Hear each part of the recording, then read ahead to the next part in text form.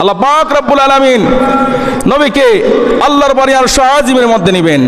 জিবরাইল আলাইহিস সালাতু ওয়াস সালামকে বলেছেন, জিবরাইল যাও, তুমি আমার বন্ধু মুস্তাফার কাছে যাও, আমি আল্লাহর দাওয়াত নিয়ে যাও। সুবহানাল্লাহ বলবেন না? জিবরাইল আলাইহিস সালাতু ওয়াস সালাম এই কথা যখন শুনলেন, আল্লাহ পাক রব্বুল আলামিন বললেন, জিবরাইল দাওয়াত নিয়ে যাইবা ঠিক আছে, কিন্তু এর আগে জান্নাতের মধ্যে যাও, জান্নাতের থেকে একটা বোরাক নিয়ে আমার বন্ধু মুস্তাফার কাছে যাও। একটু জোরে বলি সুবহান। জিবরাইল আলাইহিস সালাতু ওয়াস সালাম জান্নাতের ভিতরে গেলেন। জান্নাতের ভেতরে যাওয়ার পরে হযরত জিবরাইল আলাইহিস সালাতু ওয়াস সালাম দেখতে পাইলেন 40,000 বোরাক দেখা যায়। সুবহানাল্লাহ বলবেন না? বলেন না আল্লাহু আকবার।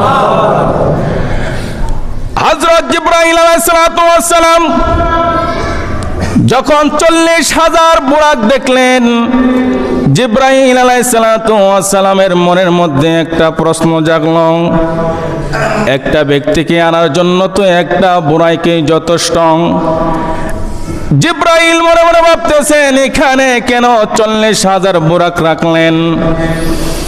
এই প্রশ্ন যখন জিবরাইল আলাইহিস সালাতু ওয়াস সালামের মনে মনে উঠলেন, আল্লাহ ডাক দিয়া বলেন, জিবরাইল, ও জিবরাইল, আমি আল্লাহ পাক রব্বুল আলামিন আমার হাবিবকে আনার জন্য একটা বোরাক রাখতে পারতাম, কিন্তু আমি 40,000 বোরাক কিসের জন্য জান্নাতের মধ্যে রাখলাম? একটা মাত্র কারণ, আমার বন্ধু মুস্তাফার শান বোঝানোর জন্য। একটু চিৎকার মেরে বলি সুবহানাল্লাহ। আল্লাহ পাক রব্বুল আলামিন বলেন, আমার হাবিব আমি আল্লাহর বাড়ি আরশ আজিমের মধ্যে আসবেন, আমার বন্ধু মুস্তাফাকে বুরাকের মধ্যে আরোহণ কইরা আনবো। আমি আল্লাহ পাক রব্বুল আলামিন একটা বুরাক রাখি নাই, এখানের মধ্যে 40,000 বুরাক রেখে দিয়েছে। হযরত জিবরাইল আলাইহিস সালাতু ওয়াস সালাম মনে মনে ভাবতেছেন, এই 40,000 বুরাক থেকে কোন বুরাকটা আমি আল্লাহর নবী রহমাতুল লিল আলামিনকে আনার জন্য নিয়ে যাব। হযরত জিবরাইল আলাইহিস সালাতু ওয়াস সালাম চতুর্দিকে তাকাইতে লাগছেন রে বাবা। হযরত জিবরাইল আলাইহিস সালাতু ওয়াস সালাম যখন চতুর্দিকে তাকাইতে লাগলেন, হযরত জিবরাইল আলাইহিস সালাতু ওয়াস সালাম দেখতে পাইলেন এই 40,000 বুরাক, সকল বুরাক খেলাধুলা করতেছেন, আনন্দ উল্লাস করতেছেন। একটা মাত্র বুরাক একটা কোণার মধ্যে বৈশা বৈশা দুইটা চোখের পানি জোর জোর করে ছাড়তেছেন। একটু জোরে জোরে বলি সুবহানাল্লাহ।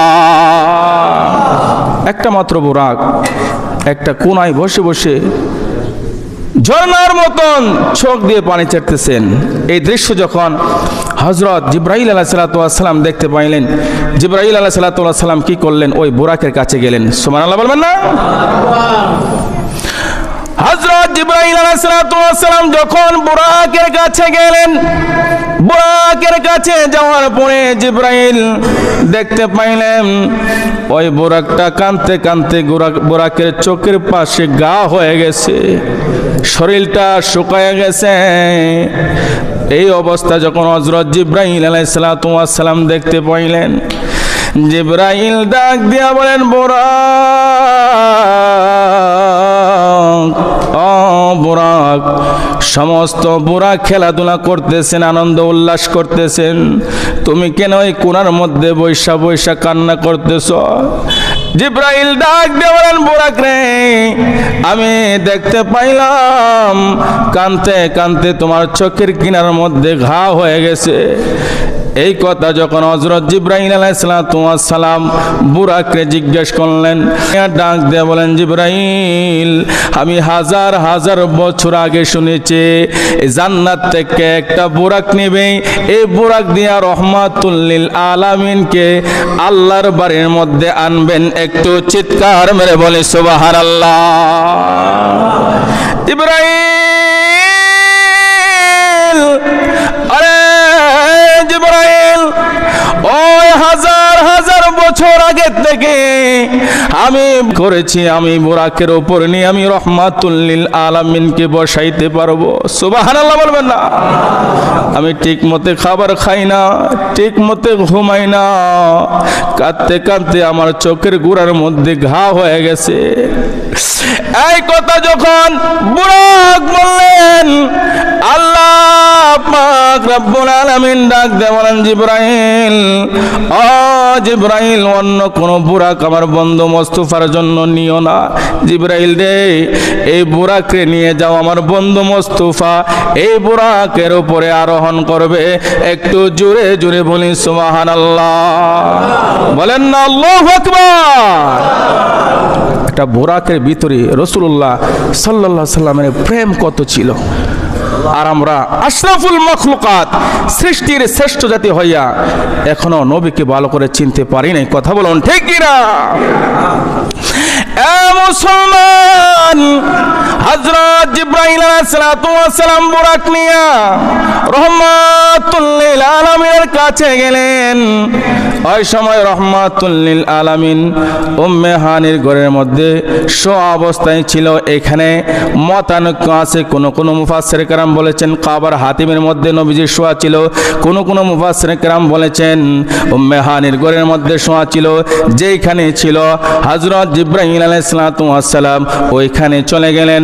চলে যাওয়ার পরে রহমাতুল লিল আলামিনকে দেখলেন বিশ্রাম নিতেছেন। রহমাতুল লিল আলামিন যখন বিশ্রাম নিতেছেন, হযরত জিবরাইল আলাইহিস সালাম মনে মনে ভাবতে লাগলেন, এখন যদি রহমাতুল লিল আলামিনকে ডাক দে, রহমাতুল লিল আলামিনের মনের মধ্যে কষ্ট লাগতে পারে, আমি জিবরাইলের বেয়াদবি হতে পারে। জিবরাইল আলাইহিস সালাম কি করলেন? হযরত জিবরাইল আলাইহিস সালাম লাশ পর্যায়ে কি করলেন? জিবরাইলের জিহ্বা দিয়া রহমাতুল লিল আলামিনের কদম মোবারকের মধ্যে চাষা দিলেন। চিৎকার মেরে বলি সুবহানাল্লাহ, বলেন না আল্লাহু আকবার। রহমাতুল লিল আলামিনের চক্ষু মোবারক খুললেন। আল্লাহু আকবার বলবেন না? যদিও রহমাতুল লিল আলামিনের চক্ষু মোবারক বন্ধ রয়েছেন, রহমাতুল লিল আলামিনের অন্তর চক্ষু বন্ধ না, কারণ রহমাতুল লিল আলামিনের চক্ষু মোবারক ঘুমায়, মায়ের নবীজির অন্তর চক্ষু ঘুমায় না। একটু চিৎকার মেরে বলি সুবহানাল্লাহ। লম্বা ইতিহাস।